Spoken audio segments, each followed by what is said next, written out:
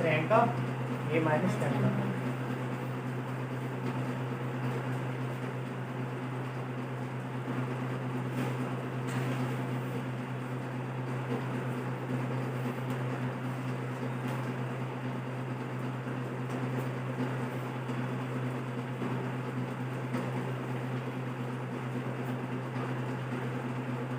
Find geometric multiplicity of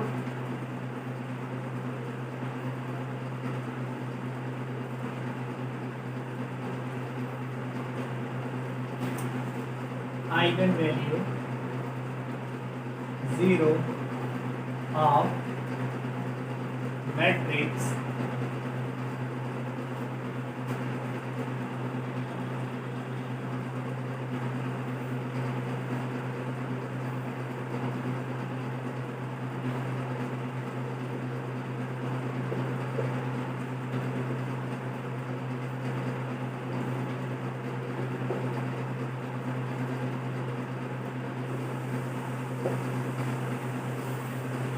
आपको किसकी geometric multiplicity निकालनी है? क्या है फॉर्मूला? अगर लैम्डा होती कैसे निकालते हैं? n minus rank of a minus lambda है। Geometrical multiplicity of eigen value 0, this is n minus, क्योंकि रैंक यहाँ पे ऑर्डर क्या है? n rank of a minus 0 है। Simply this is n minus rank of, ये आपने याद रखना है ज़बानी। जब भी किसी मैट्रिक्स A का आपको 0 की आइगन वैल्यू की ज्योमेट्रिक मल्टीप्लिसिटी निकालनी है तो सिंपली आप ये फाइंड करो, क्या उसका रैंक फाइंड करो, उसमें ऑर्डर में से उसको माइनस कर दो। क्योंकि बेसिकली आपने 0 के कॉरस्पॉन्डिंग फाइंड करना है तो हमेशा आपको क्यों लिखने की जरूरत है कि a माइनस 0 है, क्योंकि वो तो हमेशा क्या आना है? रैंक ऑफ ए ही आना है। तो किसी भी मैट्रिक्स में जब 0 की ज्योमेट्रिक मल्टीप्लिसिटी आइगन वैल्यू 0 की ज्योमेट्रिक मल्टीप्लिसिटी आपको फाइंड करनी है तो आप सिंपली क्या करो, उस मैट्रिक्स के ऑर्डर में से उसका रैंक क्या कर दो? माइनस कर दो। तो क्या है इसका रैंक? का बताओ।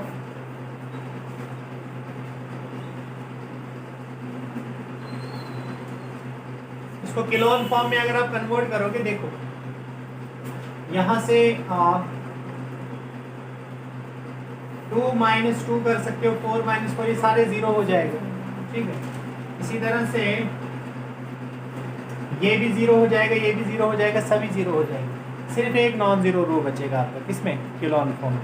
क्योंकि इसमें जब अगर आप सेकंड रो में से फर्स्ट रो, थर्ड में से फर्स्ट करोगे, सभी 0 कर सकते हो, तो सिर्फ एक ही रो बचेगा। तो रैंक कितना आएगा इसका? 1। तो ज्योमेट्रिक मल्टीप्लिसिटी कितनी हो जाएगी? n minus. इसकी ज्योमेट्रिक मल्टीप्लिसिटी कितनी हो गई? n minus. अब बताओ इसकी अलजेब्रिक मल्टीप्लिसिटी कितनी होगी? अब 0 की अलजेब्रिक मल्टीप्लिसिटी बताओ। अभी थ्योरम क्या भूल गए क्या? Therefore algebraic multiplicity of 0 eigen value 0, this is greater than equal to geometric multiplicity of eigen value 0. Okay, algebraic multiplicity is always greater than equal to geometric multiplicity.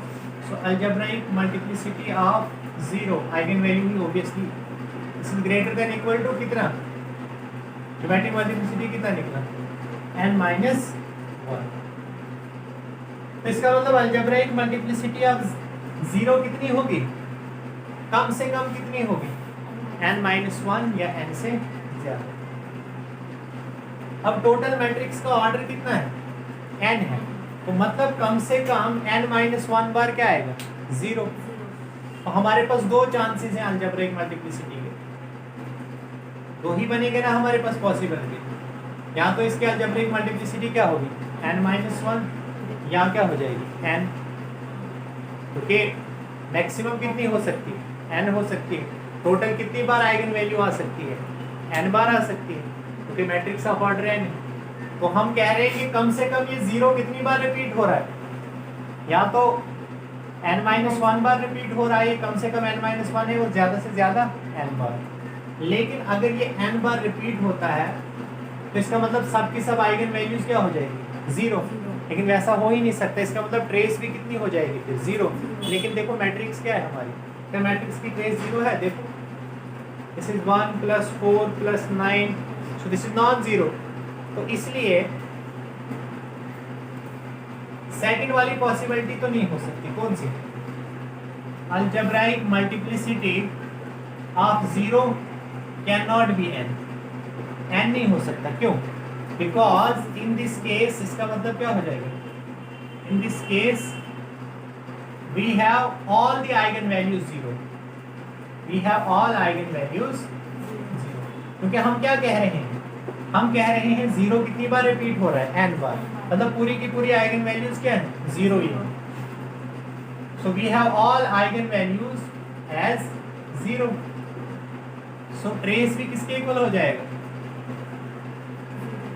0। But this is a contradiction, but not possible, क्योंकि अगर आप matrix को गौर से देखो उसकी trace 0 नहीं आ रही। इसका मतलब फिर कौन सी पॉसिबिलिटी बचती है?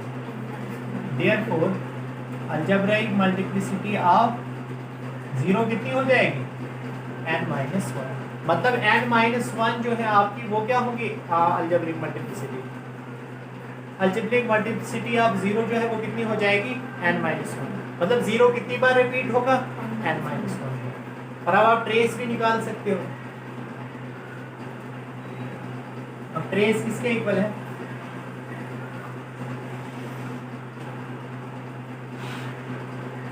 ट्रेस देखो किसके इक्वल है, 1 square + 2 square + 3 square + n square.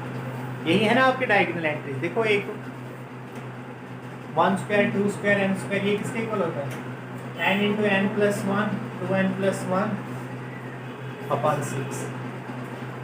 But trace किसके इक्वल होता है, sum of eigen values, sum of eigen values. अब जो n-1 है वो तो 0 है, 0 + 0 + 0, ये कितनी आ गई, n-1 0 हो गई, plus λn, this is nth। So nth plus n-1 0, this is equal to trace of a। So trace of a किसके इक्वल है, that is trace of a किसके इक्वल है, n × n + 1 2n + 1 upon 6, this is equal to 0 plus λn, क्योंकि बाकी सब का सम क्या है, 0। तो λn किसके इक्वल हो जाएगा, तो ये है आपकी nth eigen value. nth eigen value कितनी हो जाएगी, this is n × n + 1 2n + 1 upon 6। So a has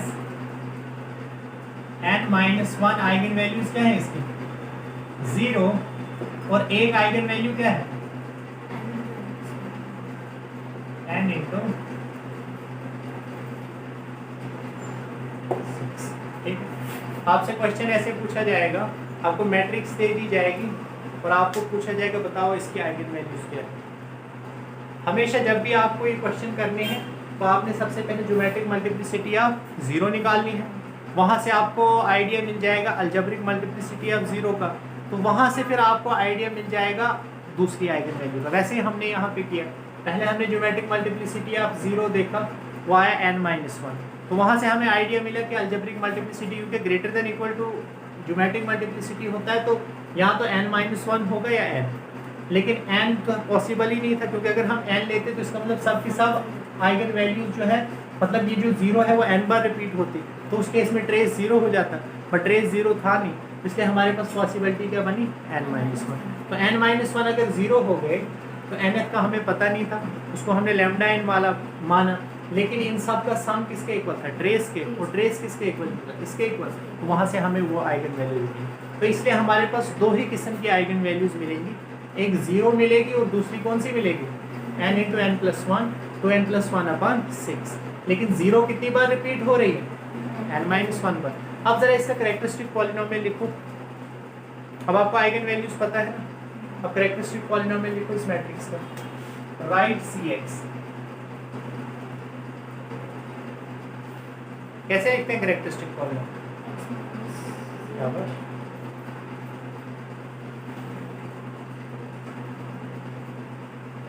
x minus n into n plus 1 2n plus 1 upon 6 raise to power लिखते हैं जितनी बार वो आ रहा है।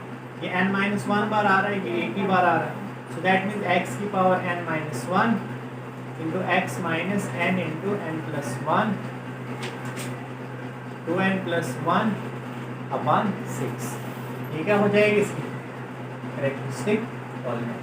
अब वो कुछ भी पूछ सकता है आपको एग्जाम में, आपको मैट्रिक्स दे के उसकी कैरेक्टरिस्टिक पॉलिनोमियल भी पूछ सकता है, आपको आइगन वैल्यूज़ के बारे में भी पूछ सकता है, आपको ज्योमेट्रिक मल्टीप्लिसिटी के बारे में भी पूछ सकता है जीरो की, और आपको अलजेब्रिक मल्टीप्लिसिटी के बारे में भी पूछ सकता है। तो सब के सब चीज़ें इसमें कवर होगी। क्लियर है?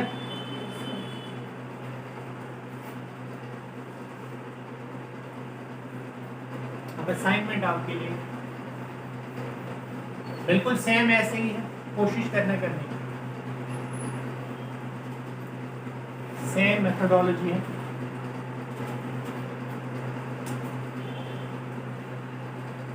If A is a square matrix of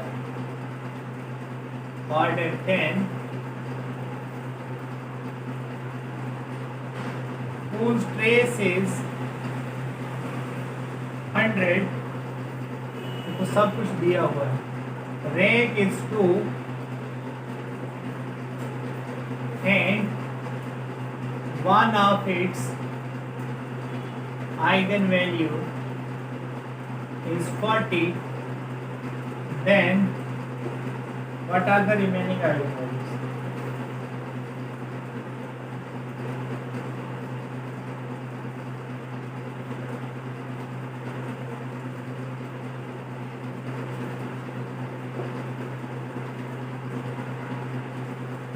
So this is assignment for you.